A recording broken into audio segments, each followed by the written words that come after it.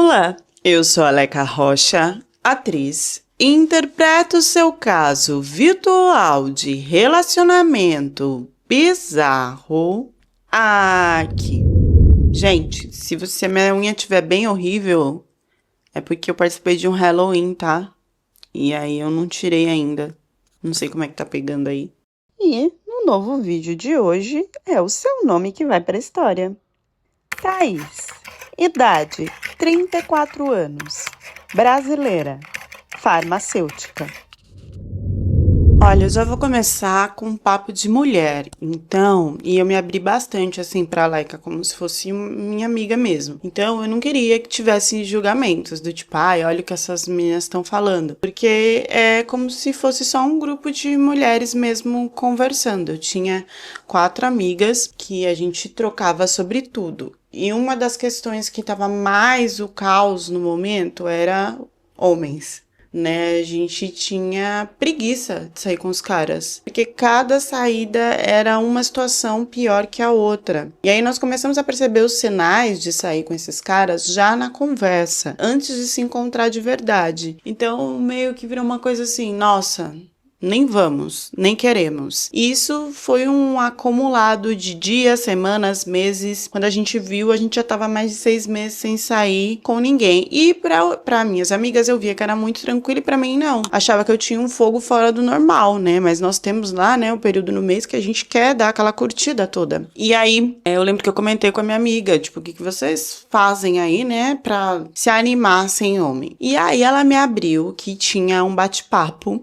que ela conversava, primeiro ela falou por texto, ela não tinha me contado que tinha também a opção de se falar por áudio. E que lá ficavam conversando besteira, mas entrava só pra isso mesmo, sabe? Sem compromisso algum, com os dois lados de acordo. Então ficavam digitando os besteróis lá e isso animava e ela acabava fazendo o resto sozinha. E comigo, ela falou, se você quiser, posso te passar o link e tal, você experimenta, vê se gosta, vê se te dá uma fortalecida aí. Eu fui nessa onda e foi muito engraçado.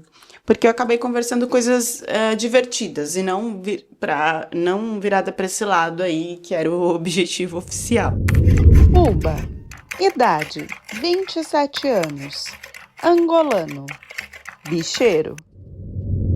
A parte engraçada era com o Buba, porque ele se mostrava muito interessado em querer conversar, mas na hora de conversar, ele sempre respondia só com 2 ou uma palavra. Então eu perguntava, como é que você tá? E aí ele respondia frio. Somente essa palavra. Ah, e você dormiu hoje? Vai dormir mais tarde? E aí ele respondia, sono também. Então, eu percebia que tinha alguma questão aí com o vocabulário dele. E eu quis, então, tentar fazer áudio para entender se era a preguiça de conversar, mesmo estando interessado, ou se ele realmente não sabia falar todas as frases em português e estava me escondendo isso. Quando eu perguntei se a gente podia falar por áudio, ele falou que era melhor não, porque ele não tinha o aplicativo no celular, porque ele só conversava por aquele site, porque o celular dele não aguentava a memória de tanta coisa que já tinha lá, e que a gente ia perder o contato.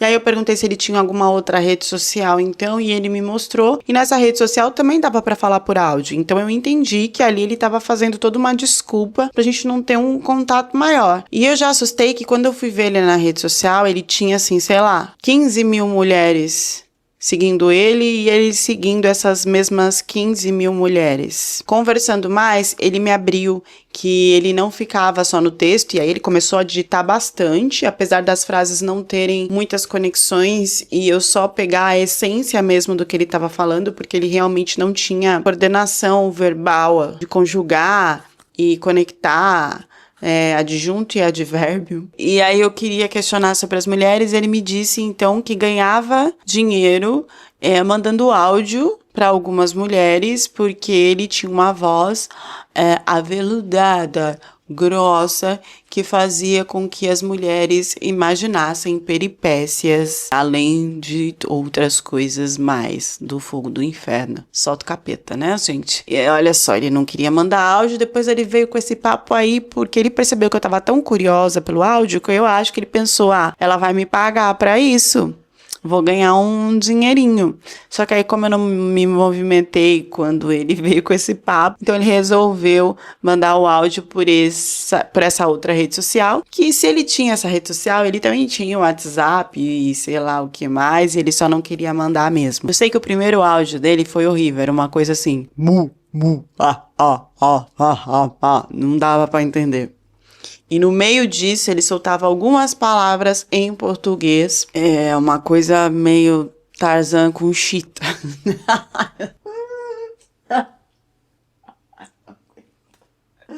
Por que eu me meto nessas histórias?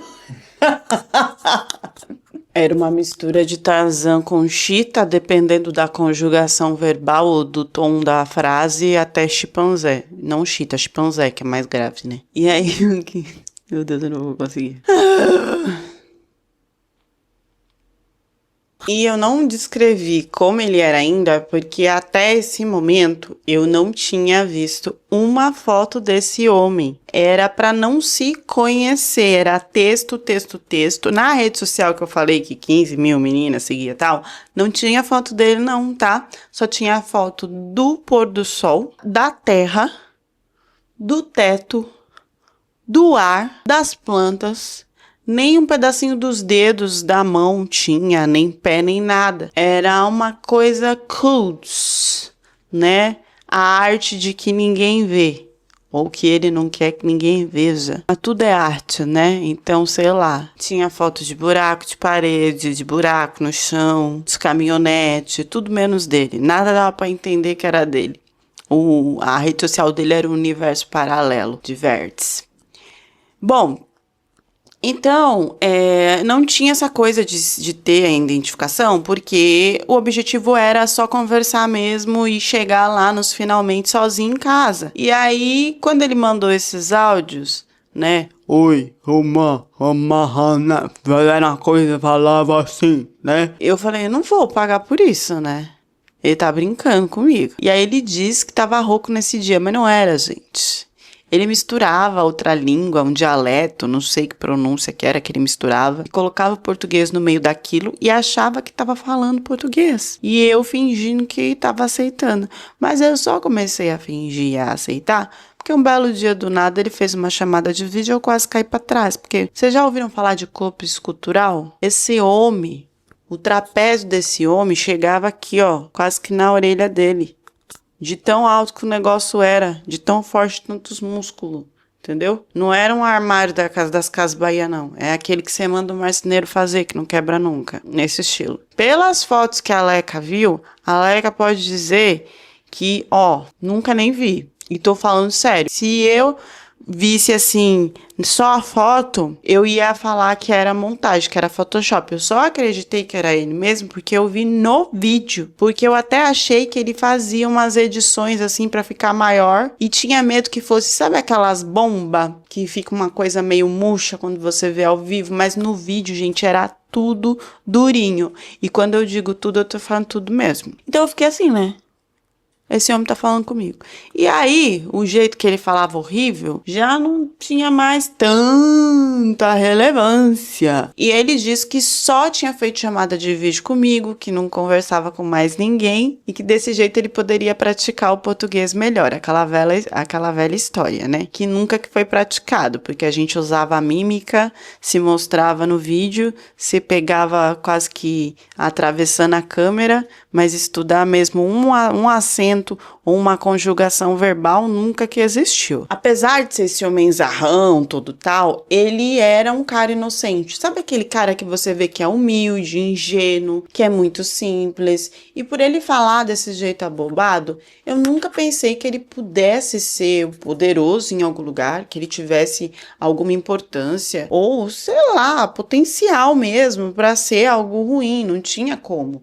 Eu vi ali um cara que estava aberto a aprender e a querer crescer. Esqueci da parte de cultuar o corpo. Ele cultuava o corpo mesmo. Quando eu digo isso, é porque passava creme, passava óleo. Aquelas regatas que é só uma finura, assim, pra mostrar tudo. Ele cuidava daquilo com alimentação, com água, com exercício, com whey, com sei lá mais o que, glutamina, esqueci o nome do outro, enfim, os comprimidos lá que ele tomava. Então, ele era o super-homem de Wakanda, podemos dizer. A coisa começou a melhorar quando de um cara que eu só lia poucas palavras, que era monossilábico, começou a escrever muito, a mandar áudios que já tinha um outro entendimento para mim, porque eu já tinha visto a imagem dele. Esse cara simplesmente virou algo importante mesmo na minha rotina, de conversar, de compartilhar piadas, e a beleza dele me encantava. Eu nunca pensei que eu fosse ver de verdade. A coisa começou a melhorar ainda quando ele me contou que ele não era do Brasil, mas que sempre estava viajando pelo Brasil. Ele dizia ser da Angola e fazia bate-volta direto aqui no Brasil. E eu percebi que ele falou isso no intuito de, um dia a gente pode se conhecer, o que era totalmente contra as regras do que a gente estava fazendo. O site que a gente estava tinha regras de não poder sair de lá e se identificar, porque a coisa que rolava ali era pesada mesmo, e com certeza tinha casado, tinha solteiro, tinha noivo. O site tinha toda uma programação para você não conseguir ter o acesso da pessoa. Para um homem que estava se esforçando, mesmo com estava se esforçando de falar comigo, passando e cultuando o corpinho com óleo de jojoba, ou sei lá, parecia uma gelatina sem sabor, para me dizer que viria ao Brasil e queria me ver. E ele fazia questão de mostrar a agenda do planejamento, de onde ele ia, onde eu poderia estar, e me assustava um pouco. Eu não tô dizendo que todo mundo em Angola é pobre, mas esse homem, a imagem dele, na hora que ele falava, era uma coisa, de um cara simplório. Aí você via, era uma beleza fora do normal. E aí ele ainda tinha dinheiro para ficar indo e voltando no Brasil, e ele tinha agendas, sabe, de horários e lugares e passagens, e uma coisa assim muito bem organizada que eu estranhei. Mas eu aceitei conhecer ele. Da primeira vez não deu certo, tá? Ele falou que vinha e depois disse que tinha que ir para outra região. A gente ia se encontrar no Nordeste, ele teve que ir pro Sudeste, e do Centro-Oeste pro Leste, que é daqueles emaranhados de questões que você prefere não questionar, porque no fundo você quer mesmo é conhecer a pessoa, e você sabe que ali você vai acabar descobrindo coisas a mais, né? Então, ele veio 2 vezes para cá, combinando de me encontrar, e não deu certo. Eu já tava, assim, com a ansiedade lá no auge, na 3ª vez que ele veio, que aí deu certo. Era sempre alguma coisa de trabalho, ou que tinha que ter adiantado o voo, ou que o voo tinha atrasado, e aí não batia com os meus horários. E quando a gente finalmente se conheceu, foi muito legal. A gente não teve questão ruim nenhuma no encontro, pelo contrário, ele disse que eu era muito mais bonita ao vivo e que eu era carnuda, que ele gostava dessas mulheres com muita carne. Ele não gostava de mulher super bombada e nem mulher magricela. Ele queria, né, ter ali o conjunto da obra e natural. E ele falava que eu era assim, que ele estava muito acostumado com mulheres na Angola que injetavam, né, pra crescer, e o corpo ficava muito artificial, e que, nossa, eu era muito bonita, me elogiava, assim, de 2, 3 segundos em 1 minuto, e a cada frase ele soltava um elogio, uma qualidade, e me olhava bem no fundo dos olhos, os olhos sempre brilhando muito, sempre fixos. Parecia que ele entrava, assim, na minha alma enquanto a gente estava conversando, e eu ficava até sem graça, porque eu nunca tinha tido uma experiência desse jeito. E eu não preciso falar que na hora de se relacionar foi aquela loucura toda, que não acabava nunca, e que eu, quando conheci ele ao vivo, eu vi que ele tinha uma condição financeira boa. Só que eu não entendia como que um homem tinha uma condição financeira boa se ele não sabia falar muito bem, assim, né? E ele dizia que tinha negócios pro Brasil inteiro, por isso que ele ficava indo e voltando, sempre fazendo o trâmite de mercadorias. Pena que eu não fui atrás de saber que tipo de mercadoria que era. Nós não tivemos problemas em iniciar esse relacionamento, então, à distância. E E ele vinha, ficava comigo, ia embora, a gente ficava conversando online, fazia tudo online também, eu confiava muito nele, não tinha por que não. Eu nunca precisei dar nenhum tipo de dinheiro para ele sempre tinha tudo e o que eu precisava ele também me dava quando estava comigo. E eu tinha muito medo da questão do golpe do visto. Então, quando eu vi que isso foi ficando mais sério, e aí, gente, ele não veio pra cá uma vez só, tá? Me ver. Ele veio mais ou menos umas 7 vezes e nunca deu nenhum problema. Nunca me escondeu nada. Às vezes, não. Todas as vezes que ele vinha com um visual diferente. Mas como que eu poderia imaginar que isso não seria de um homem vaidoso e que sim seria um sinal que eu deveria estar de olho? Por exemplo, uma hora com bigode, outra hora com uma barba muito grande, outra hora com cabelo grande, outra hora com cabelo raspado, outra hora de trança enraizada, de dread, de todos os jeitos versáteis da face da terra. Até o cabelo com água oxigenada, meio loiro, a barba também, chegou a pintar até de rosa uma vez. Era o único sinal que eu podia ter pensado alguma coisa sobre e eu não pensei. Depois dessas 7 vezes, a gente já tava muito numa intensidade, numa coisa de querer ficar junto, e não separar. E eu tava com medo porque viria o pedido de namoro que foi muito intenso, que ele fez com flores, bombons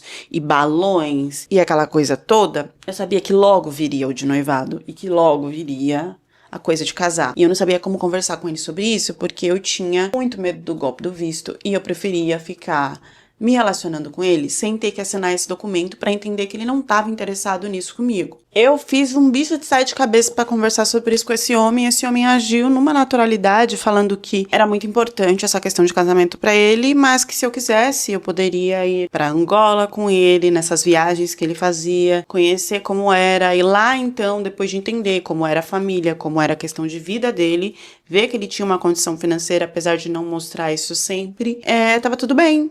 E aí eu ia entender que a gente poderia casar, e por que não se aventurar com um parceiro de vida em Angola? Qual seria o motivo para não ir? Eu fui. E as coisas mudaram muito desde a minha primeira pesada lá.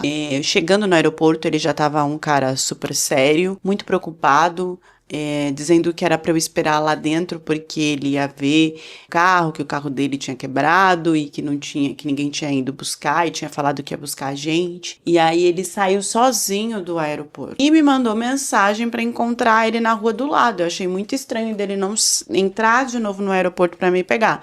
Parecia que ele queria, e era isso, ele queria ter uma imagem de que eu saísse sozinha sem a companhia dele do aeroporto. Já sabemos para quê. O caldo já começou a entornar quando eu encontrei ele nessa tal rua, que eu fiquei questionando por que ele não vinha me buscar. Então eu achei que ele estava sério, bruto e dando ordens por causa dessa primeira DR nossa. Mas na verdade é porque ele já tinha se transformado no que ele era e que eu descobri só lá em Angola. A partir daí a gente entrou em um carro e só andava e nunca que chegava, e qualquer coisa que eu questionasse, ele dizia que eu tinha que ficar quieta. Quando eu percebi, ele já tinha uma assim do lado, que ele fazia questão de mostrar uma parte, talvez para eu entender que eu não podia ali confrontar muito ele, porque coisa pior poderia acontecer. Chegando no que ele disse que era a nossa casa, vi que tinha muitas mulheres e que tinham como se fossem cabines separadas. Aquilo já foi me gelando e eu fui questionando ele o que estava acontecendo ali. E ele disse que eu já iria saber, que me chamaria para o jantar. Nisso, ele me deixou em um quarto que não tinha nada a ver com essa cabine e era como se fosse em um outro cômodo da mesma casa. Eu não sei muito bem explicar sobre as divisórias dessa casa, porque até eu fiquei confusa com a visão turva e não entendi muito bem se era mesmo uma casa. Na verdade, eu não estava querendo acreditar no que estava acontecendo comigo. Ele me deixou nesse quarto trancado por umas 3, 4 horas. E eu mandei mensagem, a bateria do meu celular acabou. Ele não me deixou com o carregador. E eu não entendia porque ele tinha fechado a porta. Ali já era uma pressão para tudo que ele iria me mostrar e que ele iria exigir que eu não imaginar. O que acontece, gente, é que sempre teve uma movimentação do aeroporto do Brasil até a África ou do aeroporto do Brasil até Portugal e depois África, de mulheres que ele diz que aceitavam trabalhar fazendo o programa na África. Só que o que acontece eu não sei até onde essas mulheres aceitavam ou não. Ele dizia que tinham celebridades, que tinham meninas mais novas, que todas tinham conhecimento do que ia acontecer, porque elas ganhavam muito dinheiro, ganhavam em torno de 10 mil reais a cada encontro. E quando ele começou a me explicar tudo isso, eu falei, calma, eu vim aqui para conhecer o seu trabalho, a sua vida, para saber se nós iríamos casar. E eu não tô entendendo por que você tá me soltando tudo isso. Na verdade, gente, o que aconteceu é que desde que eu saí do Brasil até chegar em Angola, eu deixei muito claro de que seria praticamente impossível da gente casar. E eu não iria confiar, que eu não achava que era o momento, mas que a gente podia ficar junto porque a gente tinha um sentimento muito grande que eu queria entender se realmente era algo para casar. Eu fui tendo uma liberdade com ele, de deixar muito claro que casar era a última coisa que eu queria na vida. E ele foi, então, arrumando toda uma situação para eu entender que eu não teria muito como fugir disso. Porque ele começou a me mostrar algumas garotas, e eu assim, sem entender, trabalhando nessa questão assim na minha frente. As meninas passavam e me olhavam de uma forma estranha. E isso depois que ele me tirou do quarto e que eu questionei ele por que eu tinha ficado tanto tempo naquele quarto. Ele disse que porque tinha o exato momento de eu ver com que ele trabalhava, que foi quando ele me mostrou essas meninas passando de lugar para lugar e perguntou se eu tinha entendido mais ou menos o que era. Lógico que eu tinha entendido o que era e tava tremendo, congelando, porque a única pessoa que eu conhecia ali era ele e tava com medo de que ele me empurrasse para fazer aquilo em algum momento. Foi aí que ele pegou e falou, então agora que você já entendeu mais ou menos o que acontece aqui, nós vamos para nossa casa. E aí ele foi explicando que ele trabalhava com isso e me acalmando de que talvez eu não fosse aceitar e tal. Eu não entendi em que cargo que ele trabalhava, se ele olhava essas meninas, se ele pegava essas meninas. E ele explicando desse trâmite, ele disse que brasileiras eram muito importantes e desejadas em Angola por caras que tinham dinheiro. Eu nem sabia que em Angola tinham caras que tinham dinheiro. E que alguns chegavam a pagar por um programa que não seria só um dia e que ele poderia fazer das mais bizarrices possíveis e impossíveis. Chegava a pagar 100 mil por uma brasileira. Quando ele falou isso, ele fez questão de ficar parado, olhando para mim, para eu entender como que eu tinha um valor muito alto ali e que ele tinha contato, que se ele quisesse, ele poderia me entregar para ganhar esse dinheiro. E qual era o tipo de amor que poderia me salvar disso? Porque assim, só a pessoa me amando muito e não tendo nenhum tipo de maldade na cabeça para não entregar outra por 100 mil reais. Como eu já tinha um pé atrás sobre tudo, ali eu fiquei mais nervosa ainda. Tudo que ele fazia era nos mínimos detalhes para que eu ficasse pressionada, ansiosa, com medo. E aí quando ele via que eu ia soltar alguma coisa, ele me acalmava com alguma mentira, com um jantar, indo para outro lugar, mas ele estava programando ali, arrumando ali o terreno para que eu ficasse com muito medo de tudo aquilo. Eu não imaginava que grupos de 5 a 7, 8 brasileiras saíam ali, né, do aeroporto e iam para se relacionar com esses homens e que teriam tanto valor assim. Mas elas não recebiam esse dinheiro, né? Esse dinheiro ficava com os caras que faziam o trâmite dessas brasileiras. E disse que alguns que tinham mais dinheiro, que chegavam a pagar 100 mil reais para ficar com elas, eles faziam isso porque eles exigiam que não usasse proteção. E se tinha um foco muito grande de HIV nessa região, ou seja, era um risco enorme de se pegar isso com um homem que pagava sempre para ficar com várias mulheres. E mesmo assim ele disse que essas mulheres aceitavam por causa do valor, então, de ter a relação sem proteção. Imagina você querendo conhecer a sua casa, conhecer a família do seu namorado, saber sobre Angola e o cara começar com esse papo sinistro, não só o papo, mas depois de te mostrar um ambiente totalmente hostil com essas mulheres, deixando um clima super pesado e imagens inimagináveis na sua cabeça. Eu não sabia entender que tipo de jogo que ele estava jogando. Eu só sabia que eu tinha que ficar ali e aceitar o que fosse. Quando eu via, ele estava me levando para um outro lugar que era muito parecido com o primeiro. Ele me deixava de novo trancada no quarto e aí eu tinha medo de que alguém ia aparecer lá, ia exigir que eu fizesse alguma coisa. Pensava tudo. E era só pressão, sabe? E eu não tinha como falar que não queria. Eu só rezava para que ele não fizesse nada de ruim comigo. E ali, quando ele me tirava depois de umas 4, 5 horas, era para ver mulheres desfilando de um lado para o outro com uma única peça de roupa e homens olhando e avaliando e dando valores e falando que essa é assim, essa é assado. E aí eu não entendia muito bem, né, o que eles falavam, de tão, assim, eu tava bem perturbada mesmo, mas ele fez questão de traduzir, né, uma coisa que o cara tava falando, de que quanto mais carne a mulher tinha, mais dinheiro ela valia, e isso me lembrava o primeiro elogio que ele fez pra mim, dizendo que eu era muito linda porque eu tinha bastante carne. Era um grupo gigante que cuidava disso, e eu só observava as coisas de relance com muito medo, porque ficava muito claro a cada sinal de que ele iria me colocar para fazer aquilo. Até que várias vezes que ele me deixou em quarto fechado, que ele me mostrou o ambiente dessas mulheres e que ele me deixava sem alimentação, ele chegou para mim em uns 4 dias que ele fez isso. Ele me sentou e falou: "E você quer casar comigo?" Do nada. E eu fui pensar para responder e ele já me explicou: "Eu preciso sim da documentação no Brasil e é por isso que você vai casar comigo.